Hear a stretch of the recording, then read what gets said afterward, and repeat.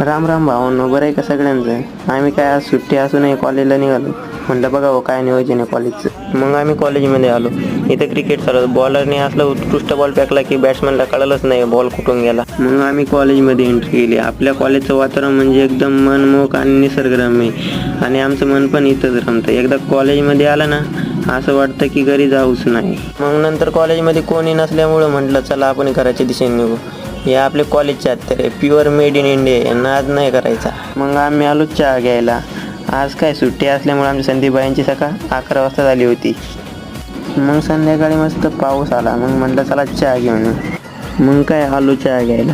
चहा म्हणजे आपलं पहिलं प्रेम. आपला दिवस पण चहानेच चालू होतो आणि दिवस संपवतो पण चहानेच. मग नंतर संघर्षबाई आणि संदीपबाईंची एंट्री झाली. ते बोलले आम्हाला नाही का चहा? म्हणलं बसा की, तुमच्यासाठी नाही मग कोणासाठी? सगळे चहा घेऊन बसले होते. मग माझ्या नंतर लक्षात आलं की आपल्या